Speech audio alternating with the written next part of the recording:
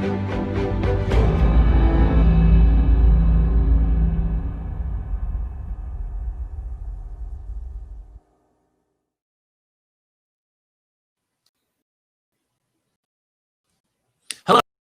everyone, and welcome to another episode of Next the Floor, a podcast and experience a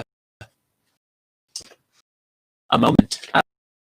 My name is Harrison. I am your host with the most, and I am joined today again by my arch enemy, the worst person on the entire world. I'm totally kidding. He's pretty cool. Bjorn and I don't know which side he's going to come on. I think. There I go. Over there. Oh, hey, Bjorn. What an intro. I'm so Bjorn. flattered. Hello. Hello. What is going on? People in the place to be. Let me tell you. Today, I'm wicked excited to have you on the podcast yet again, despite my better judgment. Right. You keep doing this to yourself. I keep doing this to me. You know, you would think working together, I would get enough of you during the week, but something deep down in my soul said, no, Harrison, do him a favor, invite him onto the podcast, be a good person. You know? I should have sent you the memo. Today was jean denim shirt day. Ooh, I on like the podcast. I apologize for not. And also sleeves are for nerds. So right. I feel bummy because I feel like I had this on last time. This is like my after shower fleece. And I sat down and it started. I was like, I think that works. I wore this last time. That's why you have to have multiple outfits, because you can never let the people see you wearing the same thing more than once. Right? Or this could be a continuation. Maybe I'm just still here. Oh, yeah. This episode, even though it's live currently, was pre-recorded. Right. I'm the one who changed my outfit, so... Real quick. Real quick between takes. Right, so wicked excited to have you on today. I don't know if the people at home they should have been watching last time. And if they weren't, what the heck were you doing? Oh my gosh. But I had mentioned that, I gave it away. Last episode that we were going to be talking about this lovely book called So You Want to Talk About Race, which is, first of all, a fantastic read by Ijeoma Oluo. I looked up how to say her name properly, so I apologize. If she's watching... ... she's not, but if she was, I apologize for saying your name incorrectly. To anybody else who's to anybody else who's watching, if you are looking for ways to address internal your own biases, or just want to be able to talk about race to people that are affected by race and racism, i.e. Black people, et cetera, et cetera, et cetera. This is the book to do it. So before we begin, I figured it'd be important for the world, because we were talking about co-star earlier.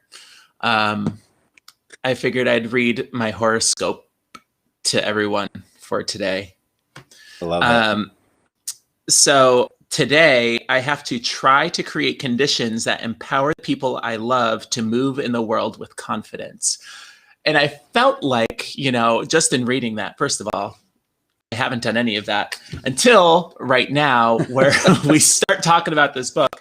And just for a thing, just so that everybody at home knows that we are also, myself and Bjorn, we're also joined by our friend Gary, who y'all have seen before. He's running everything in the back, and I just wanted to send a huge shout out to my man Gary, who is pulling all the strings doing all of the things, killing the game left, right, and center. So let's get to discussing what has to be probably one of the best. I mean, I truthfully, as a 30-year-old adult, 31 now, haven't read a book, like sat down and dedicated time to reading a book in a good minute. Yeah.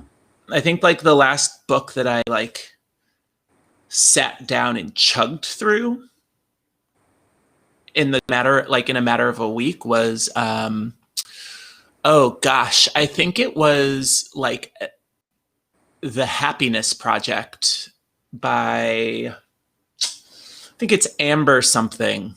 I'll have to look it up, but it was a really, really great read. Highly recommend. But that was probably like 3 or 4 years ago. And since then it's been a steady stream of like picking up a book, reading it for, you know, a chapter or two, putting it down, coming back to it like a week or two later. But that being said, what were your initial impressions of this book? Honestly, I think for me, I would say that I was very pleased to read it. I didn't completely finish, but everything I read, I was like, I don't feel any new emotion and I'm not learning anything. All of this is information that I wish people already knew about, experienced, like have talked about something. And it was very motivating, I'll say, to see somebody have put out anything that just had all of that in there.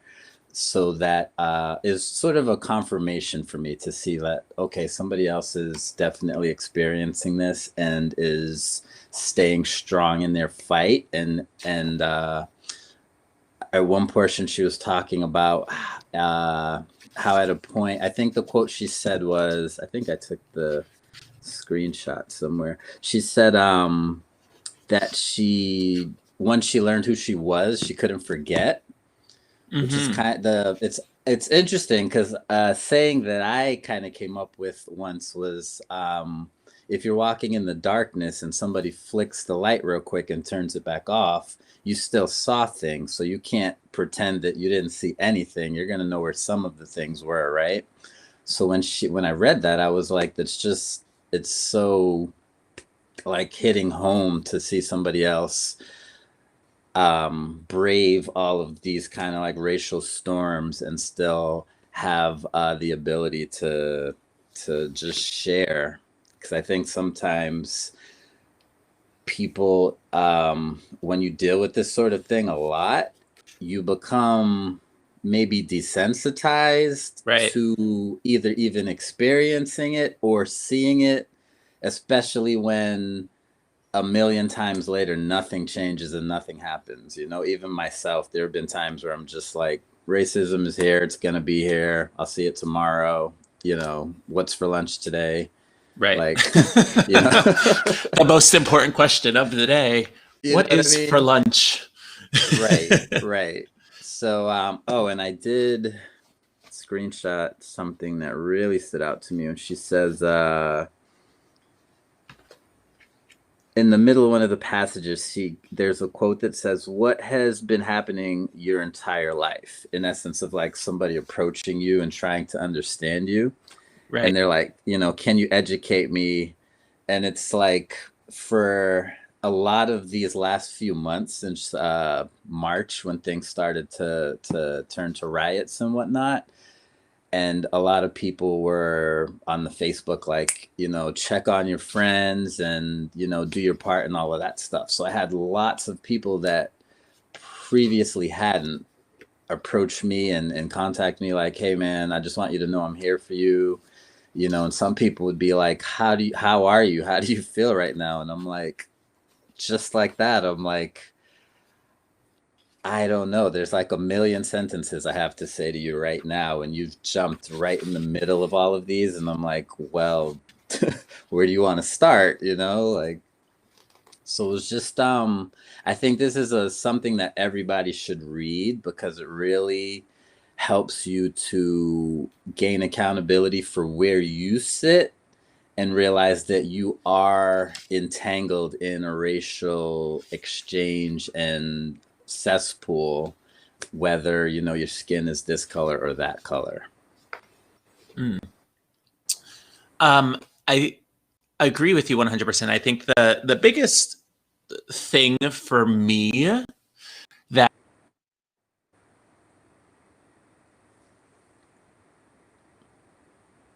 book, hold on. It seems our stream is having connection issues. It might be me. No, we're there. Okay. Oh, it's totally me. Okay, it's totally me. I'm looking at like my connection thing flickering and wavering. I don't know what that's about. It's hanging on. Yeah, it's hanging on for dear life. Okay, it's back up. Cool. But I think the thing that stuck out to me the most and why I enjoyed this book a lot is because the author, Ijeoma, she is a mixed race,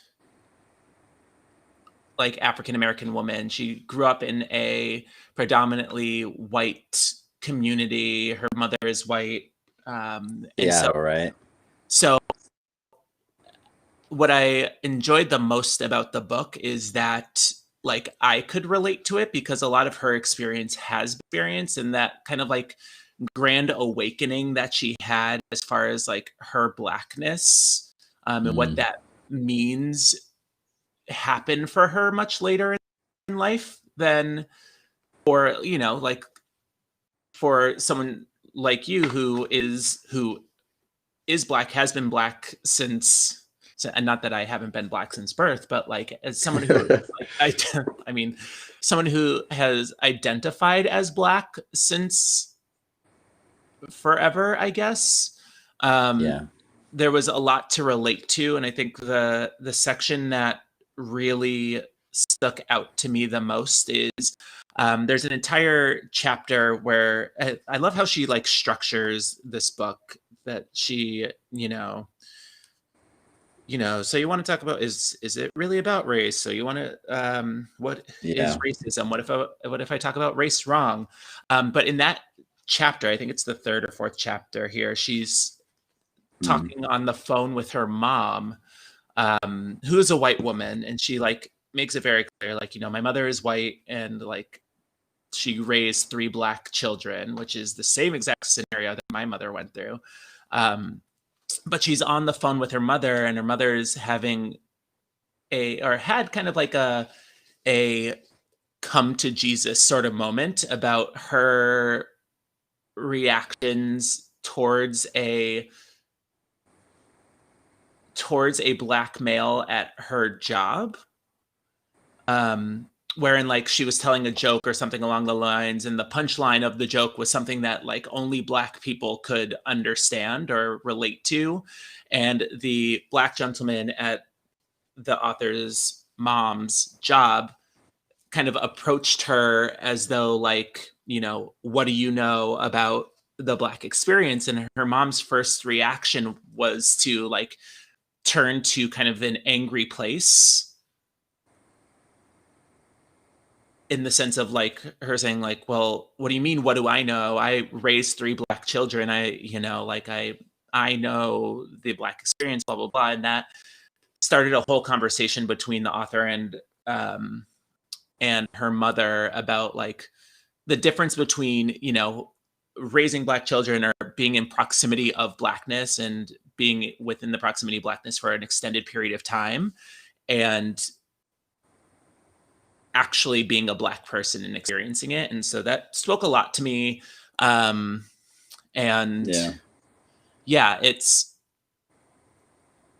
It was very, very not necessarily eye-opening, kind of in the same thing that you said. It's like, none of this is new information for me. Unfortunately.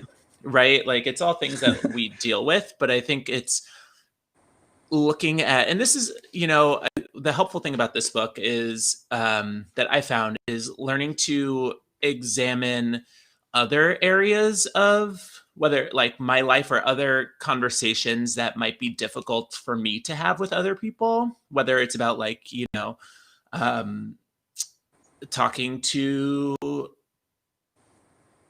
like the women I work with or women that we work with about like I don't want to say like lady issues because that's not the phrase, but about women problems. Gotta go. But right. But talking to people, because like I know about women problems because I have a sister, right, and I have a mom. But approaching topics where I might have not necessarily an understanding, but not an experience. Right. I like to say I can relate to your situation, but obviously I can't understand completely. Right. Because I have a sister and she is woman. I know. I know like 1%. Yeah. Of the things that could possibly be involved with being a woman, I know like one of them or two. Right. So I had a question I was going to ask you. It'll come to me. Yeah. Hold on. Go ahead. You say words and I will come up with this question. Sure. It was just in my mind. Just in listening to what you were just saying, it's a reoccurring theme because I was talking to one of my hip hop dance friends the other day. He lives in California, and he's we all have seen and experienced where they say like hip hop started in New York City, right? America.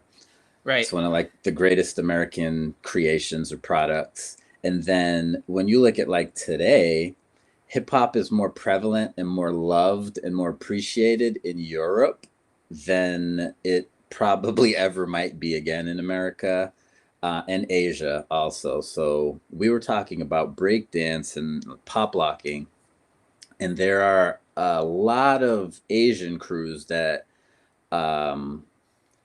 they basically have blown up in the last 10 years. It's like they're super duper popular. And I forget this guy's name, and I don't even want to say it because I don't want to put him out there like that.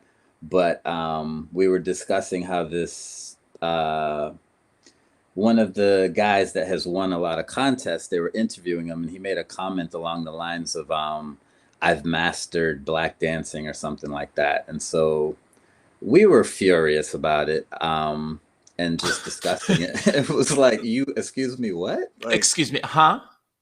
Right. Can you just say those words again? Because like, and it's like, I'm like, I don't even know what that means, but I was mostly upset that, I don't know, like it was just even the like kind of the audacity to say that to somebody, or it was an interview, so like the world could see him saying it. And it's like the they didn't stop him or anything, and I'm just like, is this a thing? Like, you guys are trying to master being black? Like, I want to say curse words when I hear things like that. I'm like, okay.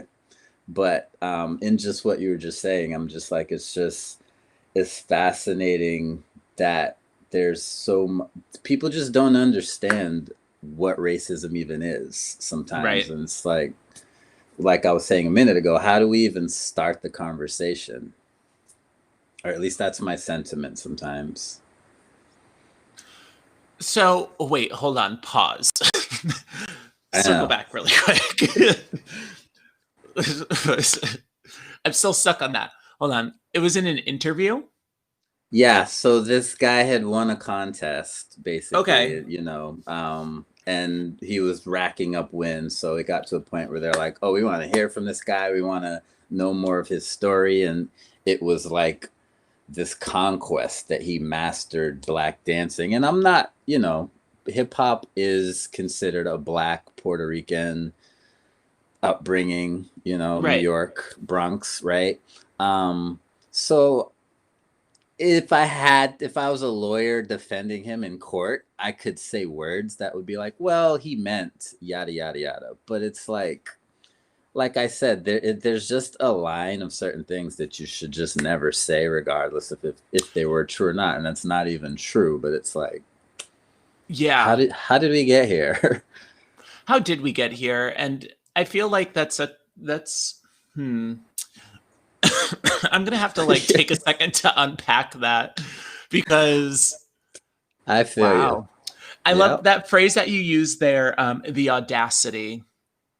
Yeah. Because people just have, that's just the like, people just have the audacity. Right. You know, it's like one thing, like say, to become a master of like, I want to master hip hop. Like, right. And even then there's a lot to unpack there because like, what does that even mean? Exactly. And like as I don't speak for all of the hip hopsters in the entire world, but like it's unlike certain styles of dance like ballet, where ballet is very much like there is a right and a wrong. Right. And there is a style and a technique and everybody understands it, and like there are moves that you do and there are things that you practice and it's documented, right? And right. like you can become a master ballerina, you can become a prima or a primo, either of those. Like that's a thing that you can do because like there's like a legitimate like tutelage that's behind it. But I feel like for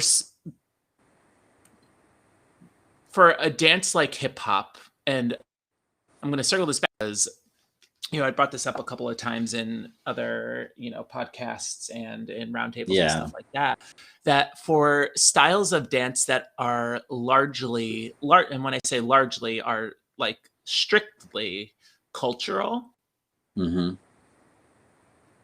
I feel like it's disingenuous to say, at least in the guise of like dances like hip hop, to become like a master of it.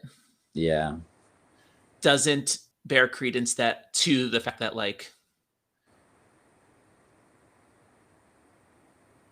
there isn't really like a master of hip hop. I just think that's the big issue. There isn't a master of like, who are you going to go to? Who are some of the greats in the hip hop world and universe that you can go to? Although, I say that knowing that like you can become a master hula dancer. There are some there are some hula masters in the world.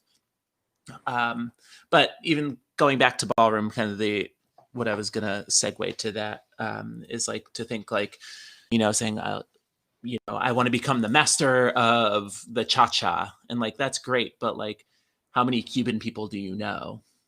And are any of them masters at cha-cha? Right. But that's beside the point. So the question I wanted to ask you. Oh, okay. Yeah. So here it was. So I wanted to talk to you and ask you about this particular section of the book that I dog-eared it, which all of my librarian friends are probably like clawing at the moment. But I don't know if you read the section, what if I talk about race wrong? And there's like an entire chunk there. She does a really good job at this, by the way, all our viewers at home, where she like highlights towards the end of each chapter, like things to think about. And so in that section, she says, you're going to screw this up as far as like conversations about race.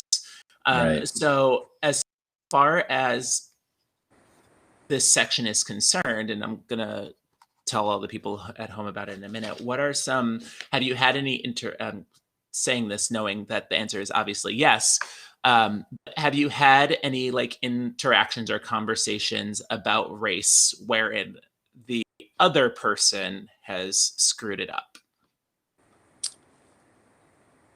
Yes, as you stated. I'm like 3017 probably. So I think an interesting perspective or key point for me is like microaggressions. Because that's another section I had dog-eared.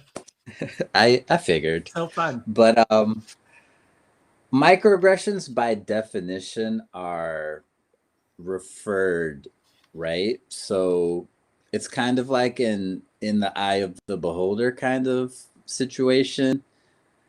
And what I mean is like if we're sitting here and somebody says something, you might take it a totally different way than I take it.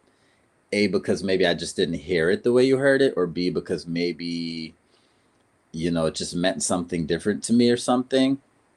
So oftentimes I honestly, when I first heard people, I started hearing people talking about microaggressions like 5 or 6 years ago, and I was like, what is that?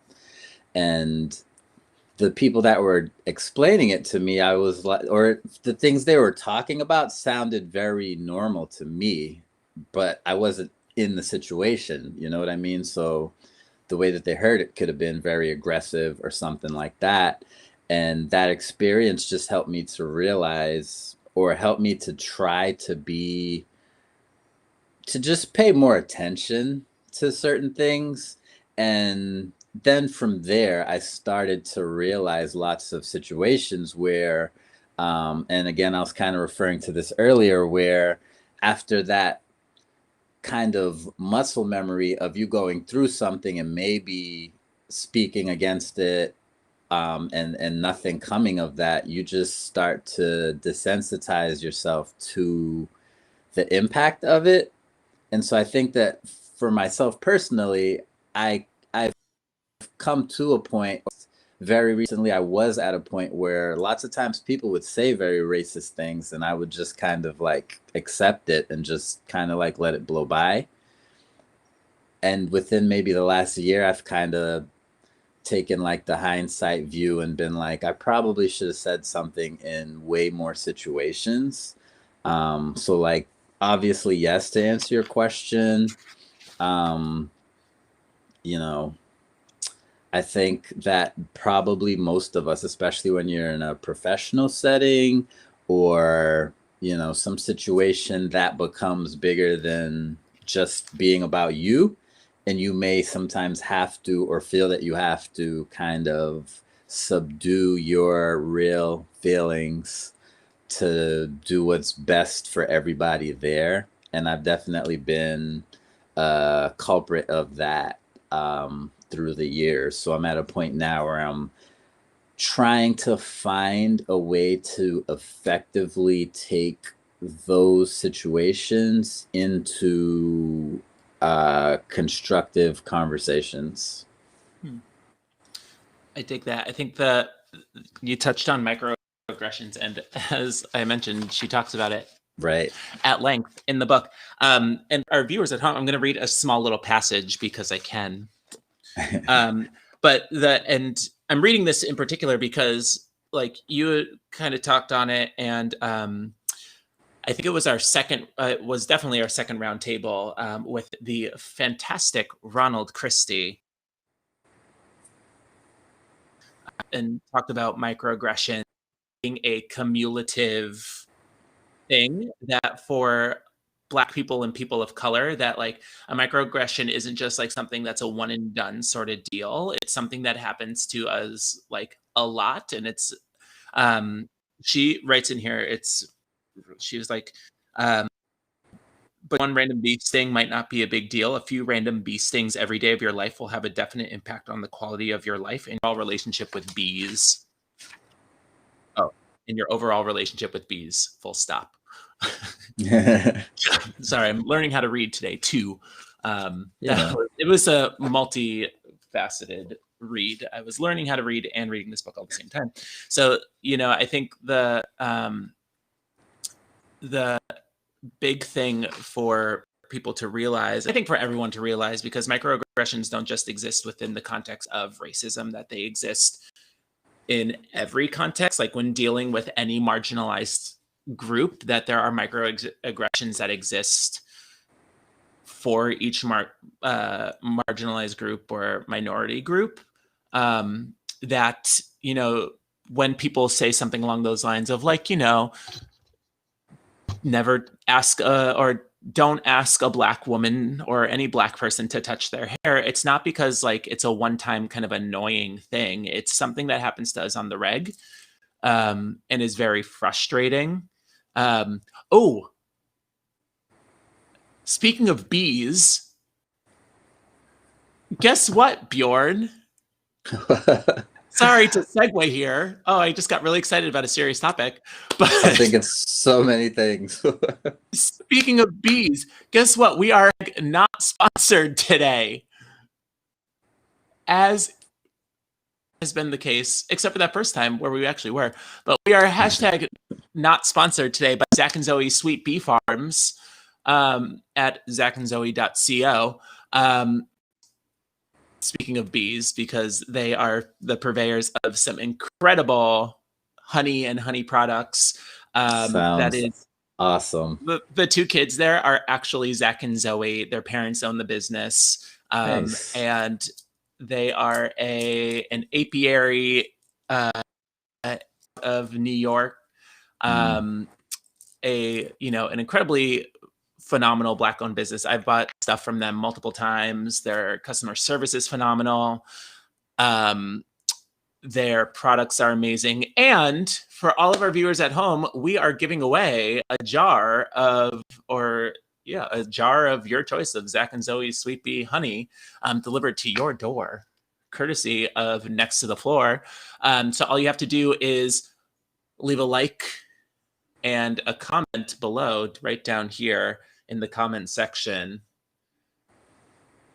saying anything really. All you got to do is just like and comment, and we will choose a winner on this coming Friday, whatever day that happens to be. Oh, the 30th. Nope. The 23rd. I'm a week ahead. Yeah. Man, oh man. I'm like, October's already over. I know. But yeah, so make sure you leave a like and a comment down below and tell us how you feel. Win yourself a little bit of honey, something sweet for your holiday season. Fresh honey is the best. Zach and Zoe. It really is. And let me tell you, I bought 2 jars of I bought a thing of wildflower. That's the one that they have kind of advertised right there. And then I also bought I think it was a lavender honey, and it was so good. I used it. I used the wildflower one in my tea, as I do. I also used the lavender one in my tea, but I made some honey ginger shrimp the other day, like seared shrimp. Nice. And I used the lavender honey in it, and let me tell you, it was bonkers. Wow. Mouth is watering. Bonkers. But anyway, I could speak on them all day. Support Black-owned businesses, etc., etc., etc. For sure. Also, another update. Speaking of Black-owned businesses, book in just a second. I apologize, everyone. Actually, I'm not sorry. This is my podcast. I can do whatever the hell I want. Enjoy it. How about that? I'm realizing this. But one of our sponsors from, I think it was what episode are we on? 7? Our 5th podcast, our 5th episode. London Customs, my home slice London, got invited to the Basquiat Museum in Italy to do kind of like an apprenticeship sort of deal with them, which is awesome because Basquiat is actually his main influence. I mean, you can see that in a lot of his work. So shout out to London on, killing the game and making a name. Hot dog. Anywho, okay, so as we were saying, I want to talk a little bit more specifically now, since good answer about your experiences with talking to people about race. And this is something that I bring up quite often, is that more often than not, the conversation surrounding race very quickly and very often devolves into a situation where we end up we as people of color work very hard to try to protect the feelings and like emotions of white people or our non-black, non-POC friends. And I want to kind of read through she gives, I think, 9 steps to ensuring that even though you are, as you know, as a, let's say, I'm just going to say, as a white person, you are going to mess up these conversations, and that is okay.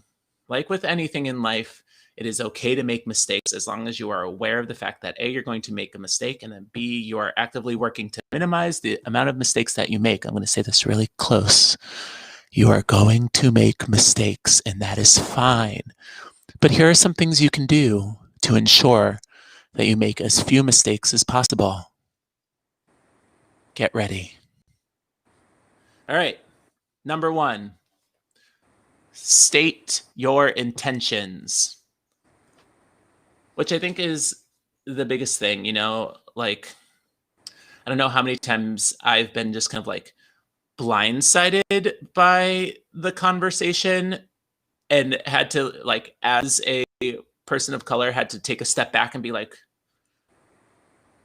why are we talking about this? Like, I'm just trying to like work. Be you, right? Or, I'm just trying to enjoy my coffee. Why are we talking about this? Like, what happened to you? So yeah, number 1, my friends, please make sure you state your intentions, like about why we're having the conversation. And I think this, I talk about this book all the time. It's called Crucial Conversations and Crucial Confrontations. Both of them super great books. And that is actually, as far as both of those books are concerned, that is the first thing that they say you need to do in any sort of conversation where like emotions are running high. You have to state what your purpose is, like why we are doing this. Number 2, I wish I had the foresight to have like not a counter, but like a, this sort of thing. Number 2, remember what your top priority in the conversation is, and don't let your emotions override that. So in this case, that's the key one.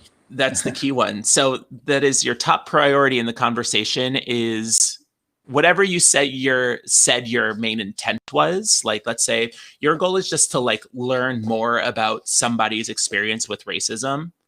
That's your top priority. And whatever happens during that conversation, you are not allowed to let your emotions, you're allowed to let your emotions do what they do. Emotions are going to do what they do, but you cannot let your emotions override whatever it is your top priority is. Period. Sure. It is also something they talk about in Crucial Conversations. Another great book I highly recommend everybody reads. Number 3, and this is one that I will scream from the rooftops, except for I'm inside, so I can't scream, and I've got neighbors, so. Do your research. Oh. Just do it. And fact check it. And when we say do your research, we don't mean go ask your black friends. Unless you're paying us, do it yourself. It is not the responsibility of the underprivileged to educate those with privilege. Google is free. I charge $140 for 40 minutes. Yeah. So there's that. Discount price. Yeah. And who knows? Once you do that, once you do the research, if you have more questions, awesome. But at least you've done the research.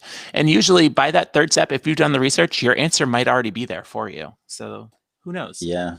And it makes the conversations easier. Oh my gosh. Because then you come to, because it's not even a fight, but you come at least with like some sort of ammunition. Yeah. Right. And even just preparation. And preparation, which I think is... Who would think to prepare for a conversation, right? There's a lot to unpack in that sentence right there. You know? Well, you know, you think about it, like how many times do people prepare for like their big presentation at work? Yeah. Like, let's say you're going up for a job and this presentation is like the thing between getting hired and getting fired. Well, newsflash, your conversations with race towards your Black friends are the same exact thing. This is the moment where you could be hired or fired by your Black friends.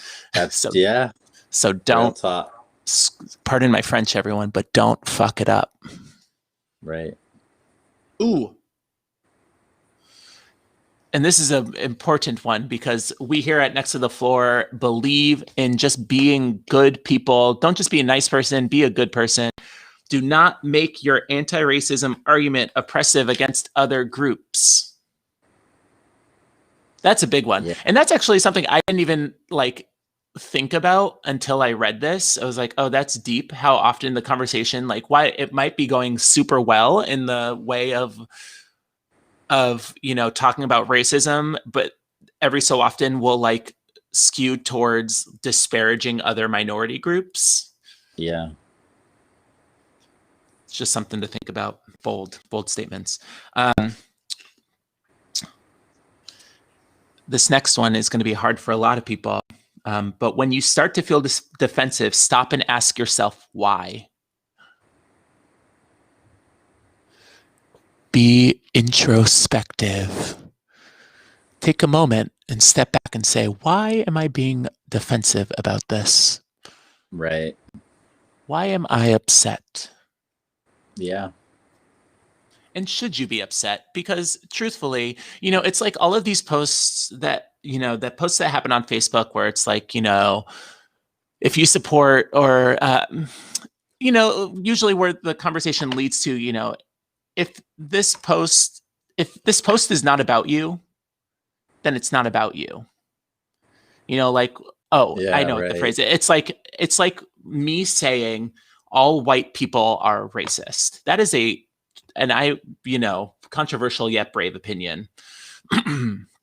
But all white people are racist. And that, you know, and that doesn't mean that you all, like, everybody walks around wearing hoods.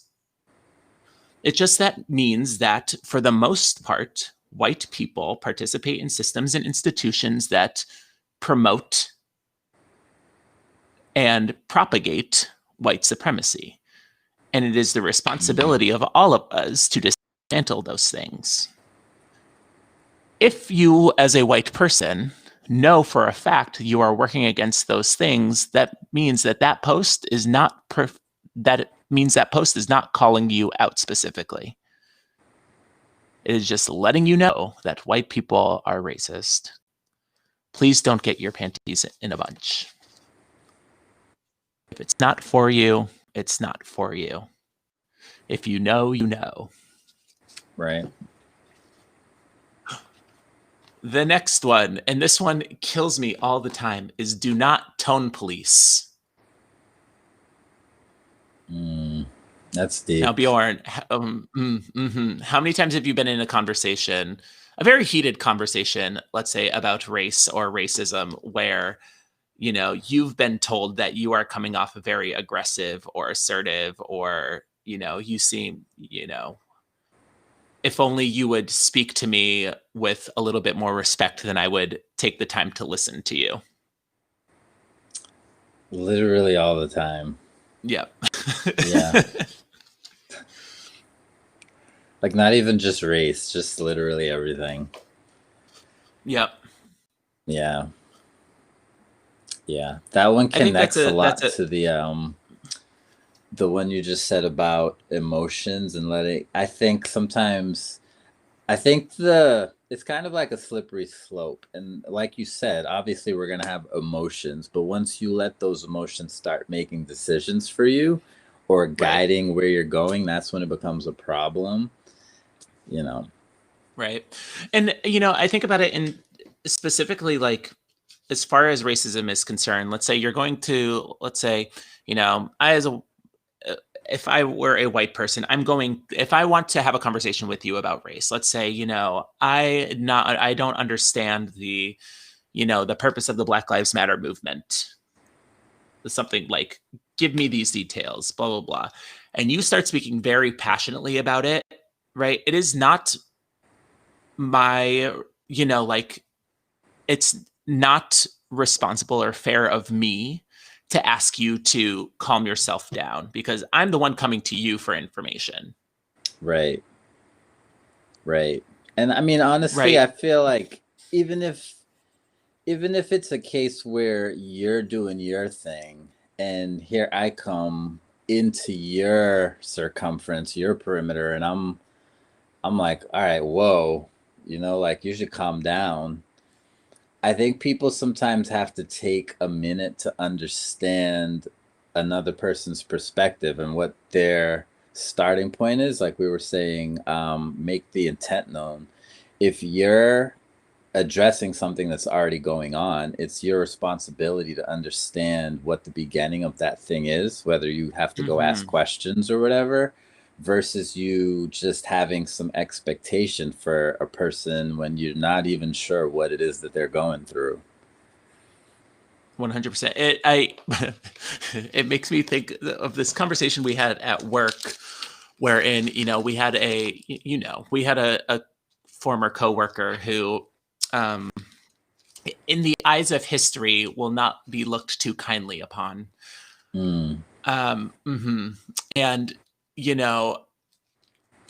if times were different, I feel like I would have been the one where people would have said, like, if you had just, spoken to so-and-so more politely, like maybe he would have listened. But it was super refreshing to hear people say, like, we would have had to hold you back, but we wouldn't have. Like that. I was so excited about that fact. I was like, oh my gosh, the people that I work with have my back, and they are for the culture. Real deal. They're the real deal. They are ride or die. We would have I know there would have been moments oh my gosh, I'm not going to say who, but someone said, I know there would have been multiple times where I would have had to hold you back, and I don't know if I would have. Right. Which is like, that's a lot. That means a lot. But like, the support is there, but also sometimes I'm just gonna let you do your thing because I feel the same way. You just do it. Yeah. Which I dig. I'm like, oh man, I love that. So number 7, we've got 2 more. This is great stuff. If you are white, comma, watch how many times you say and me.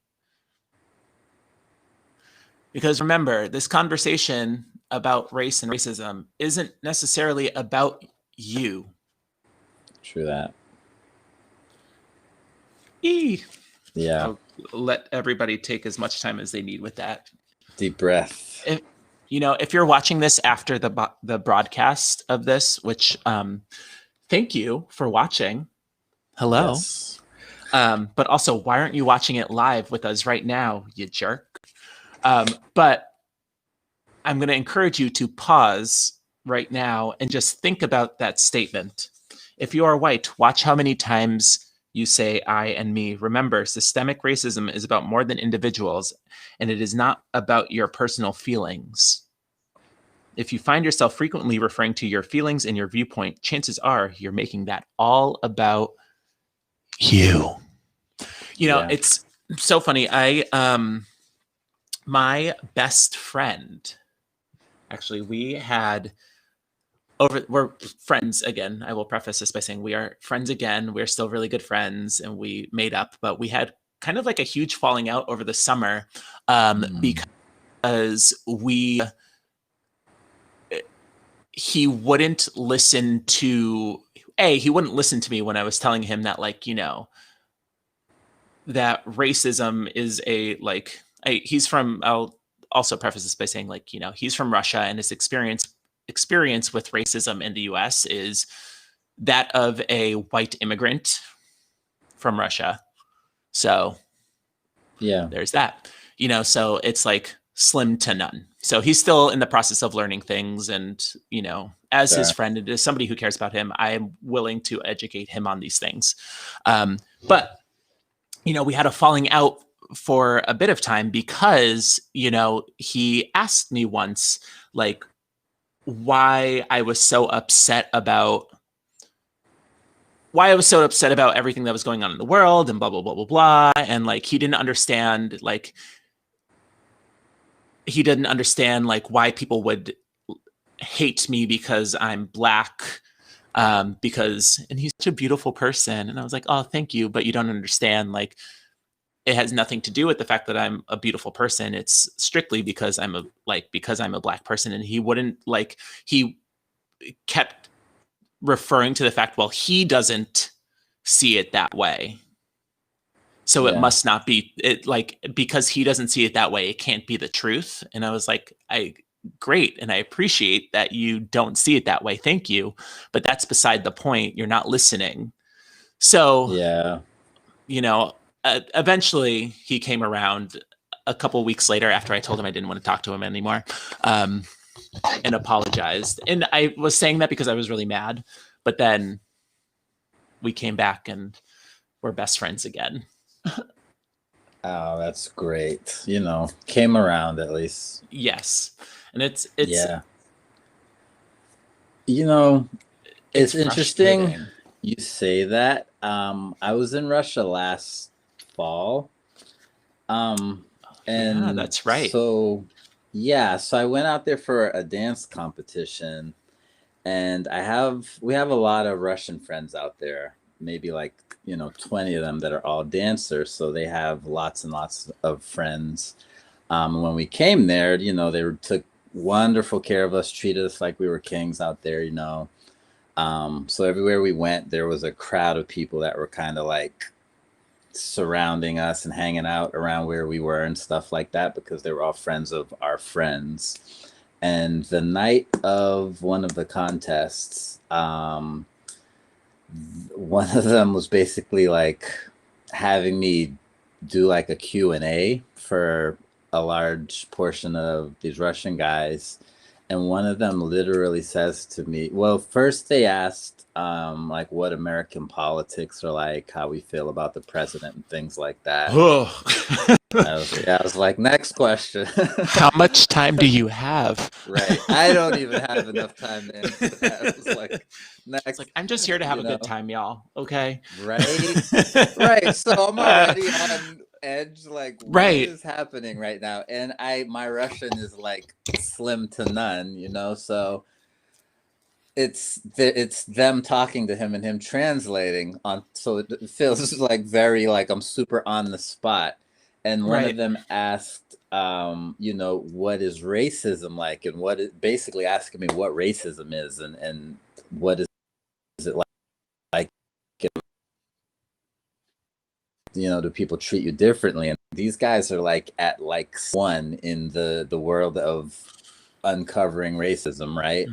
Literally says, like, flat out, he's like, so what if to you I just said, and just says the N-word? And I was like, and like, it was, you could just, the innocence in him was just like oozing off of him. So I like innocence and slight ignorance, because he was just uneducated about the information, and not in a negative way. He just didn't know. So he was asking me sincerely, but me being who I am and having lived my life, you know, it's like, so now I'm like, all these memories are running through my head, and I'm like, does that qualify as a microaggression?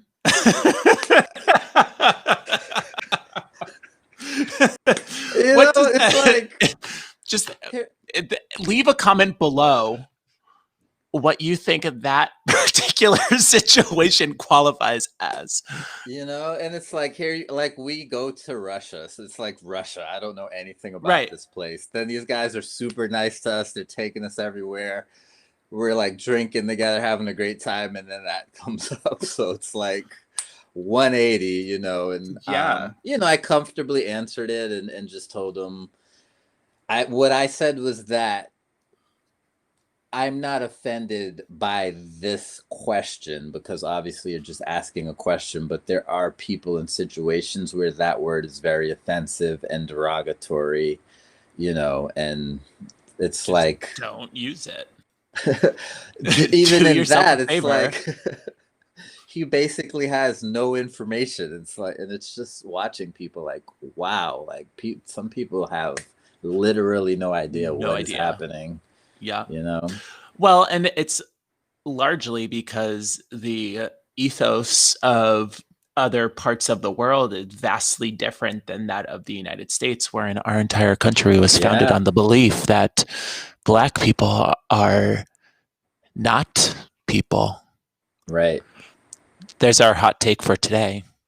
Our country was founded on the idea that non-white, non-males are not citizens. So there you go. And I want to hold on to that thought. Number 8, because number 9 is the important segue into that story that you just told.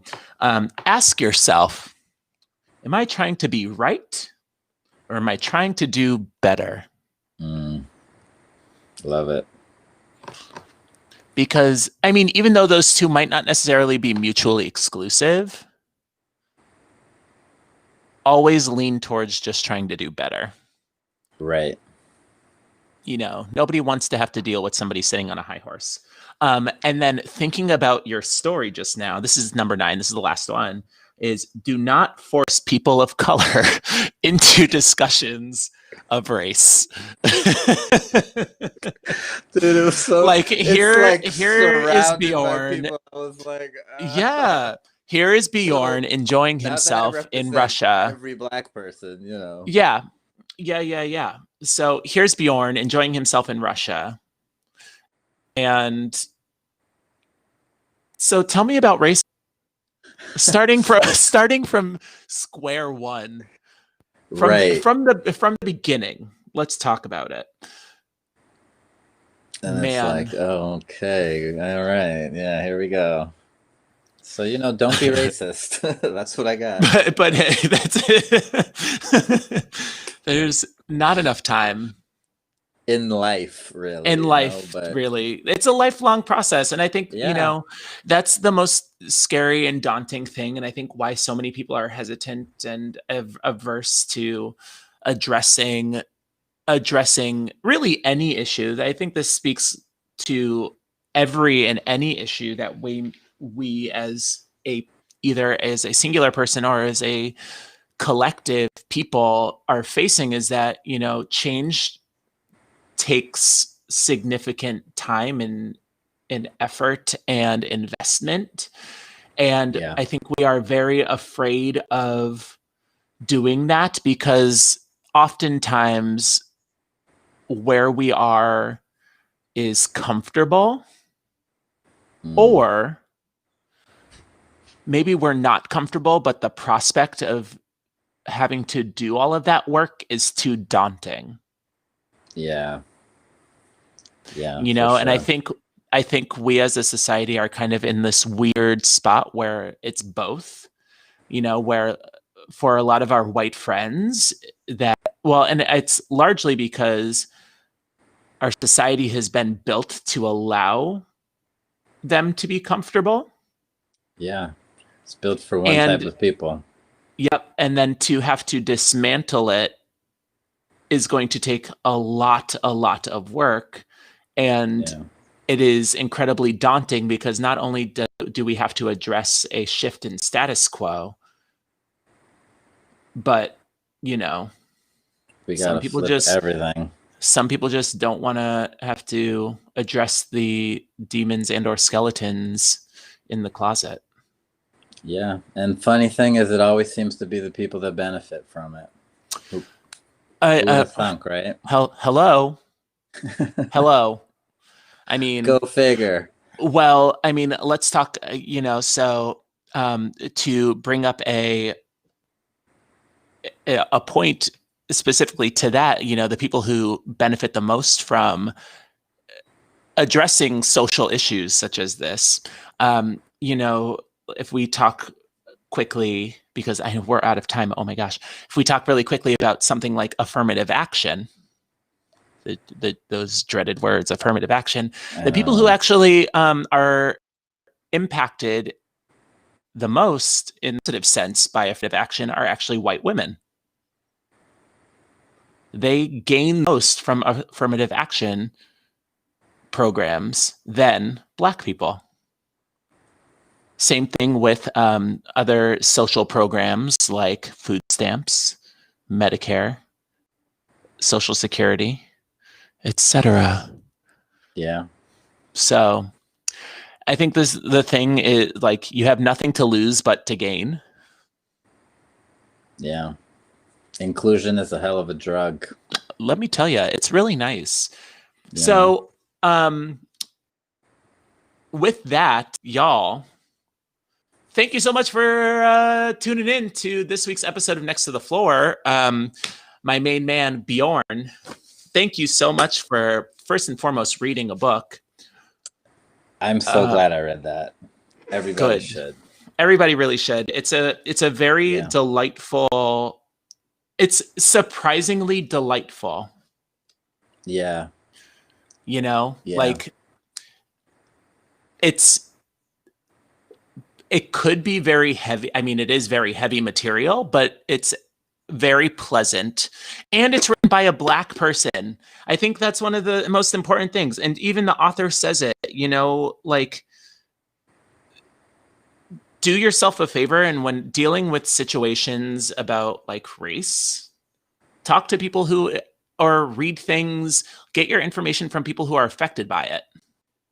Same thing in the lines of, like, you know, trying to understand the LGBTQ plus movement, or trying to address your issues with transphobia. Get your information from trans people, learn their experience. Talk to women. They're cool. Talk to women about women's issues. Yeah. You know, do yourself a favor, get your information from the source, because it's there, and there are people who are willing to give it to you. I mean, Ijeoma Oluo literally wrote a book here that's super digestible and made for white people to read, written by a Black person. For sure. And it's super important. Like, she actually... I'll quickly say, for me, the biggest takeaway is that, well, like we were saying, we get deterred by feeling this is too much to handle, right? But this was not created in our lifetime. It probably will outlast every person who's alive right now. So in that same way, it was continued, right? So for us to undo it, we have small pieces and small responsibilities in a bigger design, and we just have to do our part, and hopefully that just carries on to the next people that continue. 100. Well, Bjorn, thank you so much for joining. I want to send, you are cool. We're cool, women shout. There's our comment. Sorry. One of our viewers says, we're cool. Yeah, I know. Sorry, that's really funny. Women are cool. Let me tell you, I grew up with a woman as a mom and a woman sister, and they were pretty neato. I work with a bunch of women at our dance studio, and they're all pretty neato. Yes. Pretty neato Cheeto. I want to give a huge shout out to somebody who's not watching, but Ijeoma Oluo. I apologize. Pretty sure I said the name right. I'm wonderful, wonderful job. Ijeoma. Thank you so much. Thank you so much for all of your work and everything that you do. Want to send a huge shout out to Zach and Zoe Sweet Bee Farms, our hashtag not sponsor for today. They have no idea that we are shouting them out. So make sure you patronize their store. They've got some really nice stuff. Love them. Huge shout out to all of our previous hashtag not sponsors. And to win a thing, make sure you like and leave a comment. You have to do it on the Next to the Floor page on Facebook or on our YouTube channel, which is Next to the Floor. Make sure you leave a like and a comment on those 2 pages, or one of those 2 pages, in order for us to see it by this coming Friday, to enter for your chance to win some honey from Zach and Zoe Sweet Bee Farms. But with that, remember, it costs you $0 to be a good person. Have a wonderful, wonderful rest of your week, and we will see you in November. Brum, brum, brum.